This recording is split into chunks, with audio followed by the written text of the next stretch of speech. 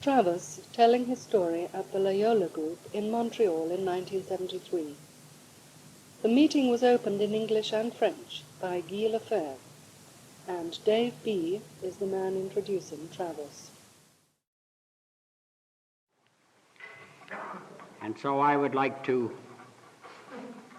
present to you a dedicated AA member who, even if he does come from way far off and is the celebrated speaker from out of town, he tells me he still gets butterflies in his stomach just like I do. So, Travers.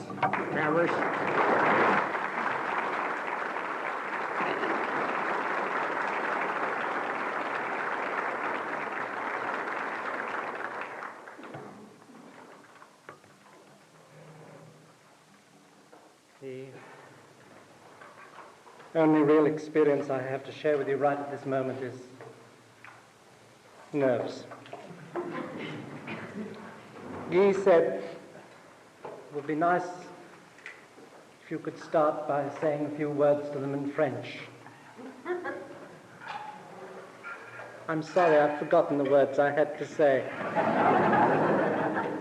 I'm not the greatest in the world on communication.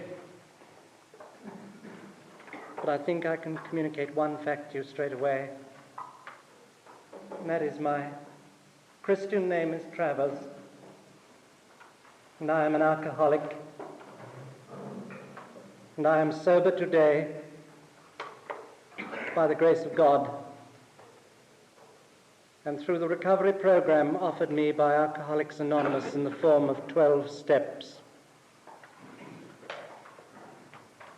I would like to make one thing quite clear, that when I speak at a meeting of Alcoholics Anonymous, I'm only ever talking to one person in that room, and that one person is me. Therefore, if you just care to listen in to what I say to me, I'm sure that you won't take offense at anything I tell me.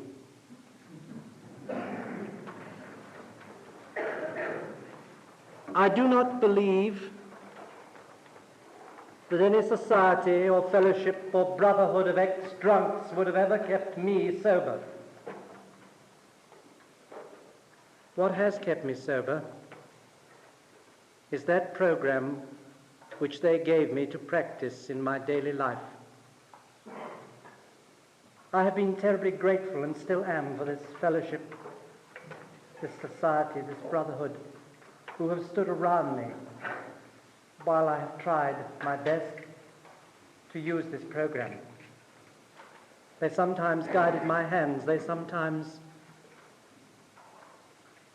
guided me down with soft and gentle words.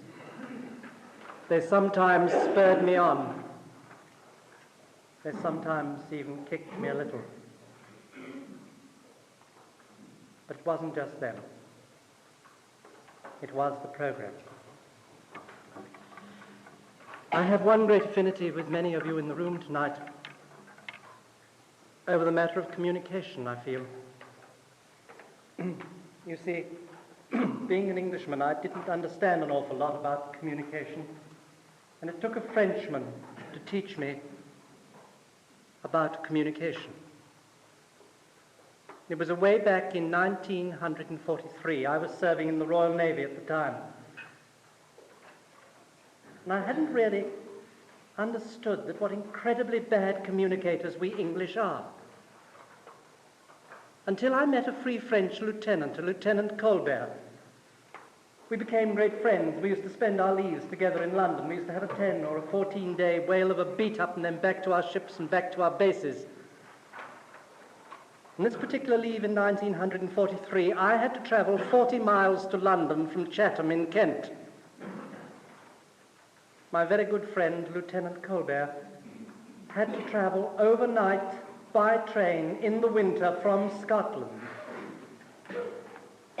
I met him at 6 o'clock in the morning at a London station, and I greeted him with one of those trite English remarks I looked at him and I said, "Did you have a good journey?"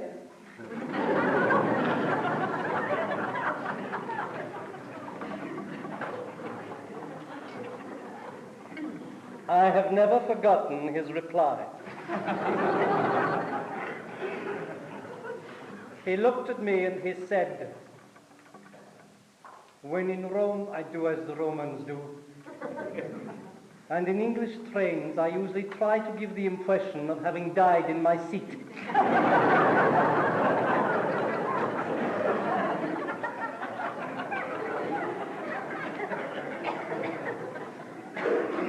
God bless Lieutenant Colbert.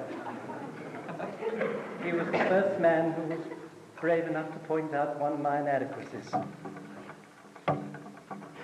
So many people in AA use very glibly that expression that in order to keep a thing, you have to give it away.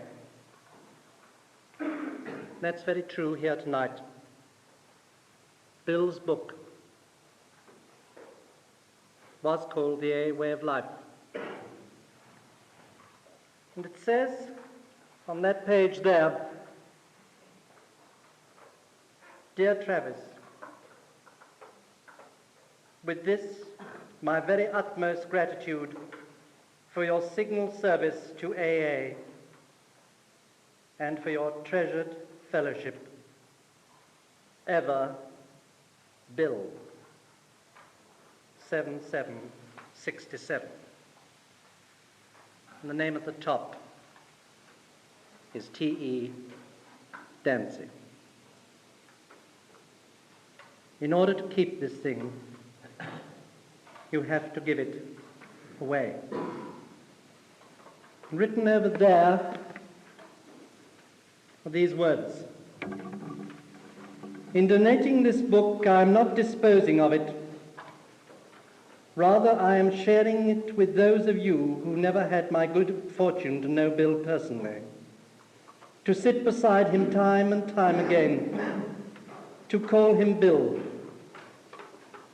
All this I can remember. Travis Dancy, non-AA trustee, GSB NYC, 12th of December. In order to keep this thing, you have to give it away. Flyleaf inside. To Travers, with love, from Sackville, on your 14th anniversary. I was born Jewish. I was brought up on a farm by my grandparents. I didn't have a lot of toys as a child, but I had an awful lot of animals and an awful lot of love. There was nothing in my childhood to give any indication of the events that were to come later. But at the age of 14, I was at a social occasion and I was given a glass of alcohol and I took it and I drank it. And I was only halfway down the glass when I suddenly felt better.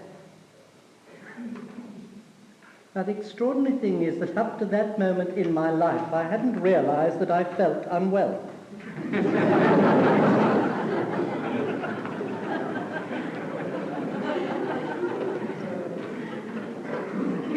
It worked with me right from the start. At the age of 15, I was going into bars or public houses by myself drinking, and at the age of 16, I had set out on my career of lying, cheating, thieving, and general dishonesty because of my already great dependence to alcohol. I started in a very simple way. I lied to my grandmother as to where I'd been the night before, who I'd been with, and what I'd been doing. When I was 16, I went to her and told her I had lost my books I required for my studies and I'd get into an awful lot of trouble if I didn't have them. She said how much to replace them. I said £3. She gave me the £3 and I brought the books out of hiding and spent the money on alcohol. During my student days, I gravitated to older company. I said I liked to be with older people because they had so much more experience of life and the profession I was going to enter. That wasn't true. I liked to be with older people because they drank and little boys of my age did not. At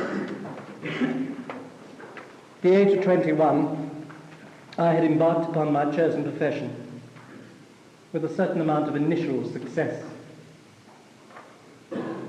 I was earning £5,000 a year, and that was good money back in 1938-39 before the war in England. At the age of 21, I married a fine, well-balanced girl. A marriage that I'm sure would have been successful to this day had she not, of course, married an alcoholic. It didn't take much of our marriage for my alcoholism to begin to show through. Nothing big or dramatic at first, but silly little things. Never into meals on time. Always doing something big and important. Taking no part in parenthood when children came along. Then little difficulties over money. She really couldn't understand why I wasn't as responsible as she thought I was going to be. She began to feel a little isolated, as if she'd been sold short measure in some way. My alcoholism was well on, and something was happening to us both. After about 8 years of our marriage, a very wonderful thing happened. Nothing was known about alcoholism at that time in England. I don't think it even arrived, but one night in bed she said to me, "Travers." I said, "What is it?" She said, "Will you do me a favor tomorrow?" And I said, "What?" She said, "Go and see our local doctor." I said, "Why?" She said, "Because I believe there is something not quite normal with your drinking." God love her, she'd got there in one. She wasn't blaming me. She was saying I was sick, I was ill, I needed help. I did go and see the doctor the next day. We alcoholics are quite incredible people. I went to him and I said, "You must come and examine my wife at once because she's developing into a raging neurotic because I go out and have a few pints of beer with the boys at weekends." The conviction with which we do these things. He did come, he examined her, and he prescribed some tablets, and I got away scot-free.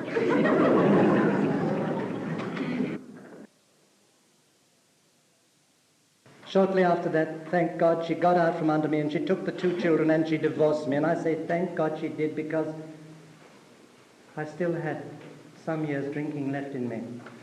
And had she remained with me, heaven knows how much more permanent damage I may have caused to all 3. When she left me, I thought, well, this is it. This is the moment I've been waiting for. At last I've got rid of this dreadful woman, this millstone round my neck. Now I can get on with living. Looking back now, of course, I realize all I did was get on with dying. My life began to escalate. My alcoholism was progressing very rapidly. Work became difficult to obtain, and finally it became impossible to obtain. I became unemployable, a derelict. Cities swept about me like dead leaves, leaves that are brightly colored but torn from their branches. I started rounds of psychiatric hospitals. Funny, the things I was admitted for. Anxiety neurosis, I think, was one of the first. Then depression. Then later admissions, I heard them mention the word psychopath. Right towards the end, I read something on a report which said paranoid schizophrenic. I didn't mind any of these things they were saying because I was still getting away with it. They hadn't mentioned alcohol. I was still winning. I was still deceiving them. they hadn't found out about my real problem. I was sleeping out, sleeping rough, free bed, Salvation Army. And then one day when I was lying stinking, filthy, dirty, rotten, full of rough cider in a filthy back room, the door opened and a man stood there. I thought he was a new kind of social worker, one I hadn't put the hammer on. And as he came into the room, I started to tell him about my sad, sad life and how people had let me down, my family had turned against me. He let me go on for a little while, then he suddenly looked at me and he said, "Shut up. I don't want to know about you. I want to tell you about me." And he started to tell me about his early life, his life at Sandhurst Military College, and his drinking, and how he'd been commissioned in the British Army, and his drinking, and his marriage, and his drinking, and how he'd got into trouble over some mess funds, and his drinking, and how he'd been cashiered, and his drinking, and his divorce, and his drinking. Suddenly I started to say things like, "Is that how it was with you? Because it was exactly like that with me too. Did you do that? That's what I do." He finished by telling me that he was an alcoholic, but he hadn't taken a drink in 3 years because he had joined something called Alcoholics Anonymous. Then he did a very brave thing. I was drunk at the time, I was confused in my mind. I didn't understand what he was talking about really, but I remember this thing he did. He came and sat on the side of my bed and he told me about the 12 steps. I can only assume that he knew that it wasn't going to do me any good that night, but it wouldn't be doing him any harm. I have never forgotten that. And after a while he told me he thought that Alcoholics Anonymous would work for me if I wanted it to, and if I would let it. And he agreed that he would be there the next night and he would take me to a meeting with these people. And he went. Now I want to tell you something about that man because it's very important to me. I want to tell you what he looked like. He was about 64 years of age. He could not have weighed much more than 9 stone. He had white wispy hair, a drooping moustache. He spoke with a lisp. He wore an old jacket that was patched at the elbows and a pair of corded velvet trousers. And yet when he left that room that night, he was the most attractive man I had ever met in the whole of my life. I did not know that night why he was attractive. I have known for a great number of years now. It was because he was sober. He had found something that I had been looking for practically all my life. He took me to a few meetings of Alcoholics Anonymous, and it wasn't a very great success with me because I was still taking cider. I remember, they tell me, my first meeting, I conned them for ½ a crown for a bus fare back, and they watched me go into the cider house opposite. And then time just seemed to melt into nothing. And then one day I woke up, and it all seemed a bit different because I was having a lot of pain, and I didn't mind the pain. And I couldn't make out quite what was happening, but I knew it was something to do with time, something I had to do in time. That day, it came to me what it was. This was the day in which I was not going to take a drink. I can't imagine really today how I ever got through that day, but towards the end I rang a member of AA, and then somebody from a hospital got in touch with me and said, "Would you like to come into hospital for a few days to dry out?" And I said an extraordinary thing for me. I said, "If you think it's a good idea." And that was the first time in my life I had ever accepted help when it wasn't on my terms. I was admitted into hospital that night, but it didn't work out quite the way they said. I was put onto a locked ward of a mental hospital, and I remained there for 10 months. But it was all right. Didn't matter where I was all right. I had seen another human being such as myself, and he was all right. I was only in that hospital for a few days, and there were no other alcoholics at all. Very little psychiatric help, but they seemed content to leave me be, and I asked for something I could remember the title. It was called The Big Book, or Alcoholics Anonymous, and they got it for me. And I knew the answer to all my problems somehow was going to be in that book if I would work at it hard enough. And I started to read and to read and to read. It was only a short time had elapsed, it seems to me, before I started to do some of the things it said in that big book. And I remember the great, wonderful moment when I went to the charge nurse and said, "Can I have plenty of lined paper?" He said, "Why?" And I said, "Because I'm going to write." He said, "Who are you going to write to?" And I said, "I'm not going to write to, I'm going to write about." And I started to write my fourth step. I had to start off something like this: I am an alcoholic. That was clear. I am a neurotic. That had been evident to me even though through the latter part of my drinking. I was an insomniac.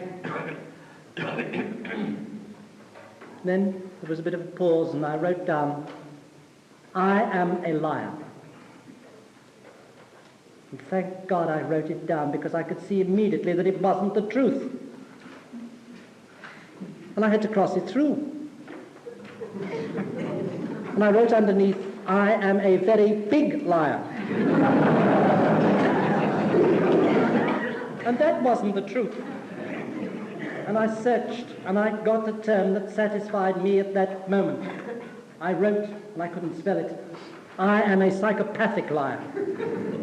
Because it was true of me at that time, because if I was sitting down in that hospital quietly drinking a cup of tea and a charge nurse came and touched me on the shoulder and said, "What have you got there?" I'd say cocoa. Lying had become a defense mechanism, a reflex action. And I could see that this frightening thing, I had no answer to it. I only saw the psychiatrist, I think it was about once a month. I couldn't really walk up to him and say, "How do I stop lying?" Thought I might have got a funny answer. But then I started to think hard, well, what can I do about this lying? Because I'm never going to get anywhere with this thing as long as I continue to lie. And then I thought of the 24-hour program. And so I gave it a run. Just for today, I will not tell a lie. The first day I had a slip.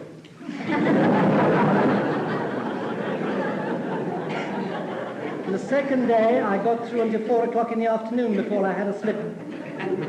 The third day, a little bit later. The fourth day, I made it.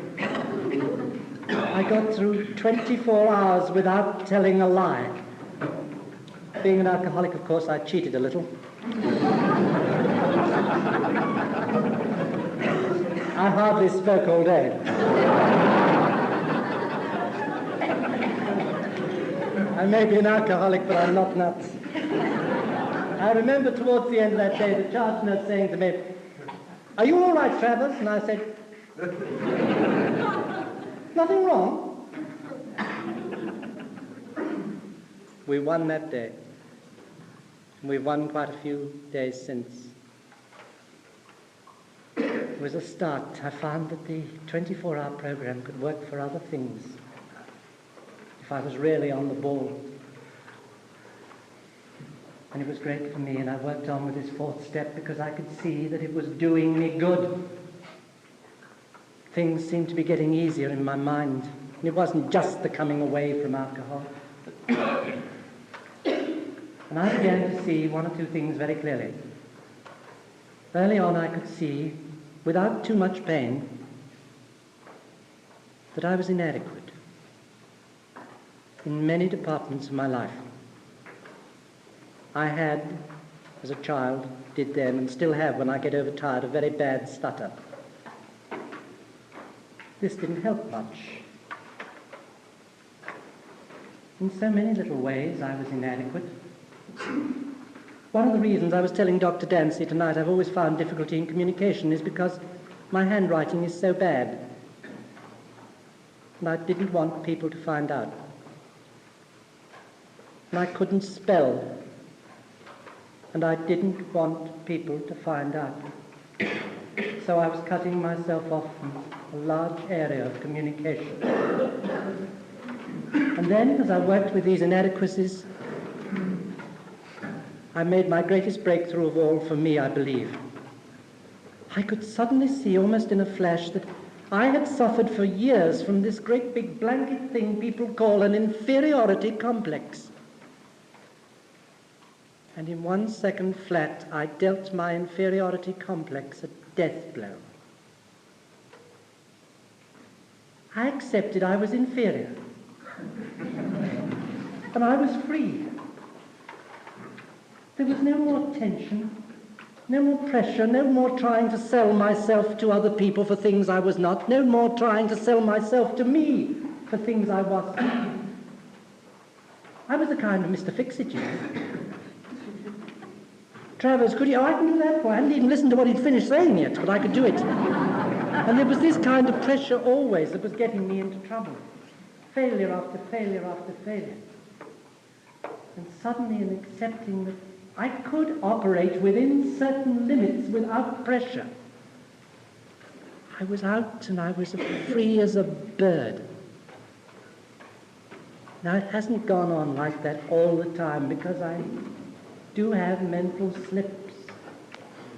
Sometimes I can sidestep them because I see them coming, and sometimes I can take emergency action when they arrive, but if I really come down to the basic me and know what I can do, I am free. And this has brought me so much peace and so much joy. I started to go to, it was 9 weeks from the day of my entry into that locked ward. Once a week, they used to put me in a car and they used to take me to a meeting of Alcoholics Anonymous, and it was 9 weeks after my entry that I went to my first meeting. Been going to meetings ever since. After 10 months, I was discharged from that hospital. Now, I've never really been in serious trouble about wanting to take a drink since. The desire left me after about 3 months. It has not returned. From experience of others less fortunate than myself, I know now that it will return if I relax or become permissive with this program. I happen to work in the field of alcoholism, but that is not my treatment. My treatment still remains in my own group, that group to which I belong. My treatment is still with AA. I am still continuing through AA to learn about myself. I learn silly little things that make me happy. I learned through AA that 2 things are bad for the heart: running upstairs and running down people. I'm learning all the time about myself. Not one of the steps has ever failed me when I worked. I came with a simple, childlike faith at the beginning. I hope I will wake up with it still tomorrow morning. I have doubted at times some of the things that AA told me to do, but I've always done them and learnt that I had done the right thing later on. I'd like to relate one experience with one of the steps in this direction. After I'd been out of that hospital for about nearly a year, I found myself in a position where I could do in one day that thing I liked doing most, going to the races. I was going to be able to go to the races for the first time in my life without alcohol. I had a few pounds, not much, in my pocket, and I wasn't going to steal the day off. I was going to tell my employer where I was going for that day. And I went to Newbury races. And it was in the autumn, early autumn. It was a lovely early autumn day. And it was mixed racing, partly jumping, steeplechasing, and partly flat racing. And I went into Tattersalls, and I had a bet on the first race, and the horse won. It's a lovely feeling. It's warm. And you feel a little better. And I had a bet in the second race, and the horse won. And I had a bet in the third race, and the horse won. And I think I said to myself, Travers, this is great, you know, you haven't lost any of your old skill, you can still read the form book. And I had a bet in the fourth race, and the horse won. I had a bet in the fifth race, and the horse won. My few pounds had mounted up. And I could see with this few pounds that I had won certain material things being at last within my reach in recovery.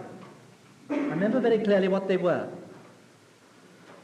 There was a transistor radio, a wristwatch, and a real suit.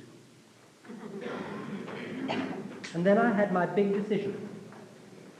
Because in the last race, there was a 2-year-old that was being ridden by Scobie Breesley that was a short-priced favourite that I thought was the best bet of the day. Frightening when you back 5 winners to talk about the best bet of the day. So I had this awful decision. Should I pull out? Should I plunge? Just before the off of the race, I made my decision. I went up to a bookmaker and I put all my winnings on this horse. The race started. 2 furlongs from home, 3 horses were in line, and one of them was mine, ridden by Scobie Breesley. Furlong and a half mark, he just seemed to shake the horse up, and it came striding away from the other 2 and won easily by 3 lengths. I had backed the 6th time. I went to the bookmaker and I held out my hand and he started to count out the money to me. It was something like about £70. And as he was counting it out, I got a funny feeling. Try as hard as I cannot describe to you today what that feeling was like. It was partly fear, partly uncertainty, insecurity. It was partly confusion in the mind. He finished counting the money and I walked out the back of Tattersalls and I walked down the cement steps and I still had this feeling. And I saw in front of me the men's toilets. I went straight in there and I went straight into a lavatory and I shut the door and I got down on my knees. Oh, I remember it so well because the cold of the cement was striking through my trousers. My face just being level with the lavatory pan, and I said, please God, now I have won this money. Don't let me do anything stupid. And after a few moments, it got a bit easier. And I felt better and I got up and I walked out to the gents' toilet. It was a glorious evening and I started to walk across the saddling up enclosure. The sun was going down. And I remember thinking, well, that was a silly thing to do, Travis. Just because you've won a few pounds, you don't have to go start throwing yourself down on your knees and praying to God. That was very immature. Now you must learn to grow up. I went back home and I thought no more about it. 3 months later, a member rang me one day and said, Travis, can you borrow a car tonight? And I said, why? He said, look, there's a fellow who's about 60 miles down country. He's been drinking for a while and thought a few of us could get down to his house. We might better get it out of him and get him a little bit honest with himself and perhaps some help might get through to him. So I borrowed a car and we went down. And this member His name was Jerry, same surname as mine, and he was an admiral in the Navy. We got to his house, about 7 or 8 of us, and we started to hold this little meeting. We'd been going for about 5 or 10 minutes, and one of the older members said, "Jerry, the real reason we're here is that we know you're drinking, and you're not giving us a chance to help you. Why don't you come clean and tell us all about it?" Dear old Jerry said, "You're right. I am drinking." He said, "I've been drinking for about 3 months, and it started in such a simple, innocent way." He said, "You see, one day I went to the races, and I did an extraordinary thing." He said, "I backed 6 winners." He said it was at Newbury. He started to name the horses, and I just froze to my chair. Because, you see, it was my day. It was the same day that I had been there. The only difference was, of course, that I was in Tattersalls and he was in the members' enclosure. And he told us how when he'd come to the end of the last race and he'd won several thousands of pounds, his friends all knew about it, and they said, "Jerry, you're not getting away with this, you're going to buy us some champagne." He said, "Well, you go on in, order it up, and I'll come in and pay for it." He went in the bar in about 10 minutes' time, and suddenly somebody just pushed a glass of champagne in his hand and said, "Come on, Jerry, one of these won't hurt you." He said, "I didn't think it would." So I swallowed it. He said, "I haven't stopped drinking since." I could not share an experience that night.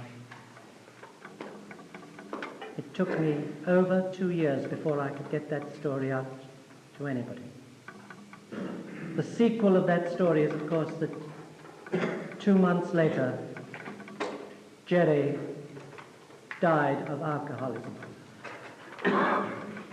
From that moment on, I have never had any qualms about stopping at any point of my daily life and once again turning my will and my life over to the care of God. For what it's worth, that's my experience of just one of the steps.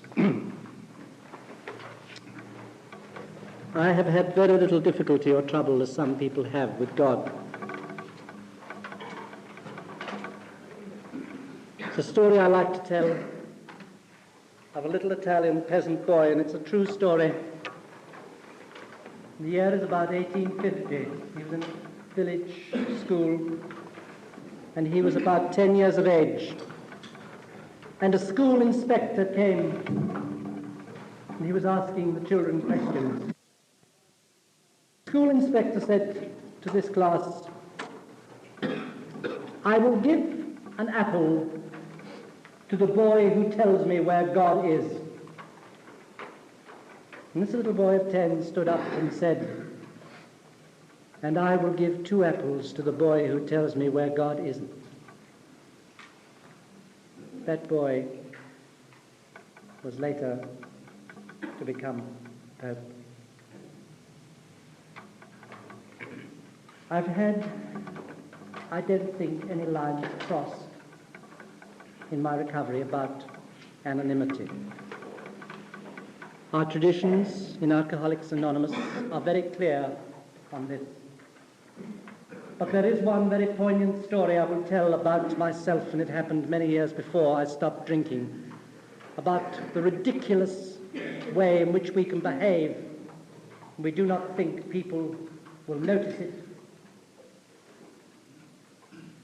For nearly 25 years, I earned my living in a well-disciplined and very honourable profession of the theatre. About 10 years before I finally finished drinking, I was playing in a play on a #1 tour doing the big cities of England, of a play some of the older members here may remember called The Royal Divorce. It dealt with the life of Napoleon, and I played Napoleon. We had arrived in Manchester on Sunday lunchtime, and I had a great friend in the company with me, a very fine actor called Paul Lorraine. He was a heavy drinker. I was an alcoholic. On the Sunday lunchtime, we went out drinking. We went back to our digs in the afternoon and slept it off. We went out at night. We had another skinful, and we woke up on the Monday morning. Paul was in a terrible state with a dreadful hangover. I was the alcoholic. I was all right. I had a bottle under my pillow. I got some down, went down, got some breakfast, brought him up a cup of tea and said, I can't understand what's the matter with you. I know what you want. You want a few quick bottles of Bass. Let's get down to the theatre, see our dressers, get our costumes laid out. We'll go and have a few bottles of Bass, come back, have a good lunch, have a good rest this evening, and be ready for the performance tonight. We got down to the theatre, we did what we had to do, and we went and had a few bottles of Bass.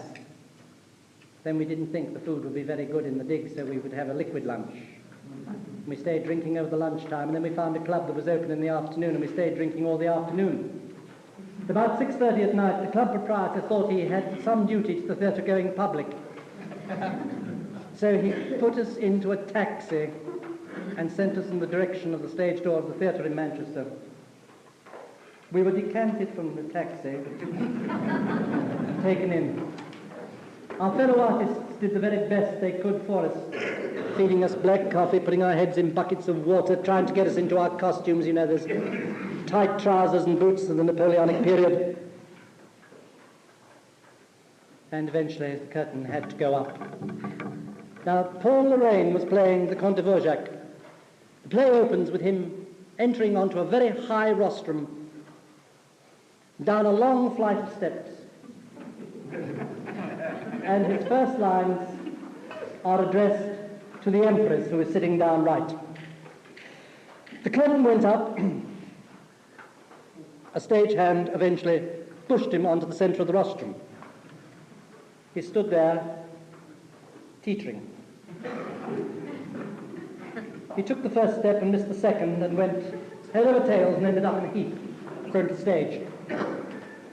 The audience thought it was very funny and they roared laughed. He picked himself up, took a bead on the Empress down right, took one step in her direction and tripped over his sword.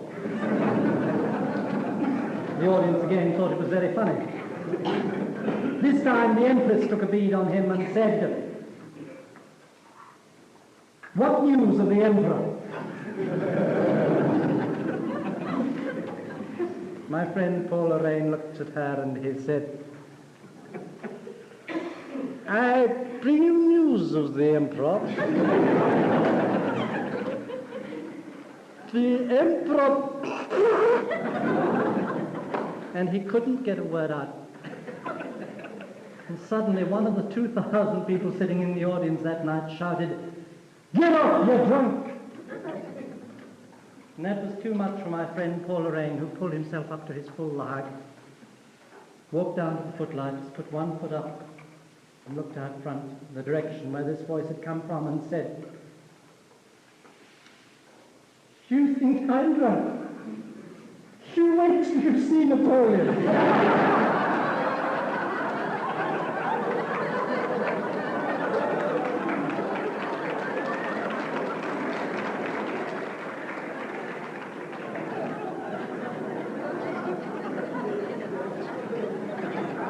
That is a true story, and it's good for a giggle.